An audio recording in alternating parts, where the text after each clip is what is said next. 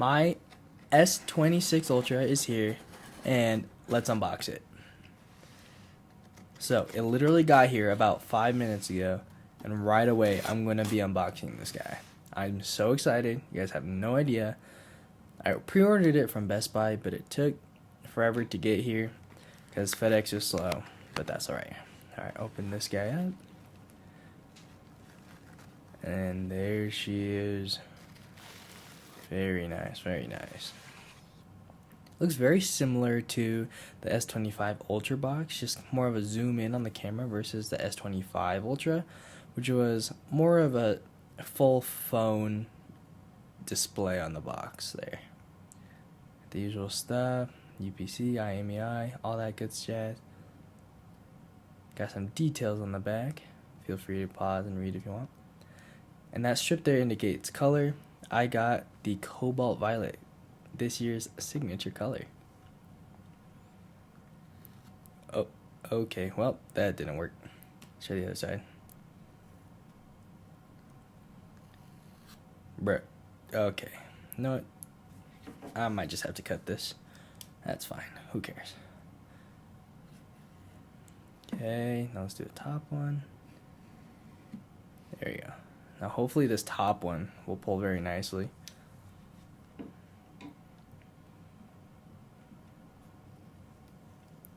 Oh, yeah, that was nice. That was nice. Still got to get this bottom one, and then the part of it's still sticking there. I think I got it. There we go. We got it. Let's get that out of there. Alright, here we go. Moment of truth.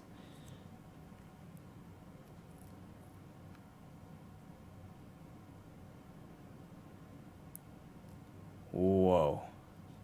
Now that is a premium looking phone. That is a nice color. Perfectly oriented in the box. That's nice. Let's get this IMEI sticker off of here too.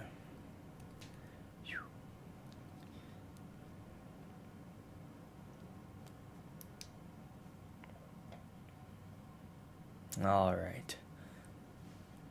Look at that. Oh my goodness gracious. It's so pretty to look at. On camera, in person, does not matter. It looks so good. And we still have this typical black film on here. Nothing special. Oh, where's the paperwork?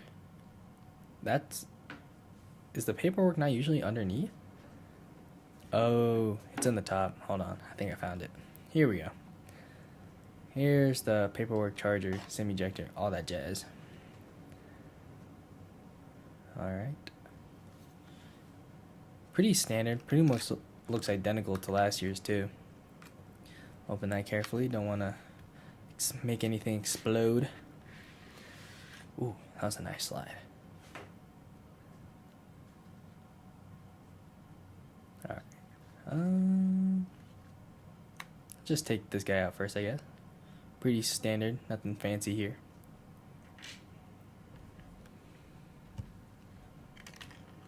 Alright. Oh, looks like I had this upside down. That's fine. Got your standard paperwork, quick start guide, terms and conditions. I'm not sure what that is. Samsung Care. Yeah, that's it. Alright, we'll set that to the side. Come on out with the charger. No charging block per usual, but that's okay. Only like Chinese phones have it. We got two USB-C ends here. Again, pretty standard. I have like a million of these Samsung chargers at this point from literally all of the guys. What is this? Wait, what's in here? It looks like there should be something in here. Is there? Oh, no. There's nothing in there. Oops. Alright. Now let's get to the main attraction. Look at this beauty. And the way that it reflects light is just so pleasing to look at. Alright, here we go. Oh, yeah. Satisfying as always. Now, something you can probably immediately notice is that the anti-reflective glare or anti-reflective screen coating is not nearly as strong on the S26 Ultra as the 25. Wow. Just wow. On the side, we have the buttons in the same orientation that we always do. Nothing fancy there. Looking at the charging side, you can see we have speaker on the left, SIM tray on the right. Charging in the middle, of course. Microphone on there too. Let's take a look at this S Pen here too, with the edges slanted. It looks pretty much the same as the S25 Ultras. My camera will focus. There we go. And yeah, pretty much the same. I like the color on this one. It's kind of like a dark grayish. The edge is purple and still clicks, but it's slanted. And that purple matches the exterior of the 26 Ultra. Alright, let's put that guy back in there. And there it is. Alright, so the S26 Ultra is out. Let's talk about it. First, some things that are different, but not necessarily wowing anyone or making anyone throw a huge fuss. Now, first is going to be the S Pen shape. The functionality, not different at all, but the shape is now slightly thinner, and the clicky part at the end is slanted, which means you can only put it in one way, and this is to match the design of the S26 Ultra with the increased curved edges. Not really an issue unless you plan on flipping your S Pen every time. Now, second is going to be reduced camera rings. When the S25 Ultra first came out, it had large black rings around each of the lenses, and a lot of people thought it made it look not premium. This year, Samsung has removed those completely, and I think that actually pairs well with the next thing, which is the camera plateau. Now, this is the same kind of plateau we see on devices like the Flip 7, and it's kind of nice to see that it's come to the S26 lineup. Now, the things that have really caught my eye is first, the camera. With the f1.7 to f1.4 aperture, it just allows more light to be captured by the sensor. And this year, we also have a larger vapor chamber, which increases thermal efficiency by about 21%. Now, something I was actually really thrilled to hear was the increased charging speed. Up until now, each one of the Ultra series have had a max charging speed of about 45 watts wired. And this year we have upgraded that to 60 watts. It's still not anything we see in Chinese phones, the 100 watts like the OnePlus 15, but it is nice to have an increase like that. And also wirelessly, it has been increased from 15 watts to 25 watts. So that just means faster charging speeds, less time on the charger, more time for use. Next thing's processor, which we expect every single year. It'd be super duper lame if we got a phone with not a better processor, so that makes sense. But this year we have the Snapdragon 8 Elite Gen 5 for Galaxy compared to the Snapdragon 8 Elite Gen 3 in last year's S25 Ultra. Now moving on to the screen, which is 1000% the coolest part about this phone. The new privacy display offered on the Ultra models is actually insane. It changes the light trajectory on the pixel level for each single one of the pixels by just pretty much turning off the wider pixels. And I think it's really cool that we can have a built-in privacy display that's toggled. You can change it to only turn on privacy for certain apps or certain notifications, and honestly, this is really cool. I think it adds a new level of innovation that maybe other tech companies will hopefully follow. Another thing I really liked is the horizontal lock when you're recording videos. It makes active video recording so much easier and pretty much reduces the use of a gimbal or the need for a gimbal, and I think it's pretty neat. And the next thing I want to talk about is just the overall design cosmetically of the S26 Ultra. You have reduced corners, which was a big selling point of the S25 Ultra because a lot of people had problems with the corners of the S24 Ultra digging into their hand. The S26 Ultra has followed this trend of reducing the corners and further reduced from the S25 Ultra, which where it's at right now I think is the perfect ratio for like comfortability but still keeping that premium feel. I also really like the colors. There were 4 colors that you have from all retailers, which is going to be black, white, sky blue, and my personal favorite, cobalt violet.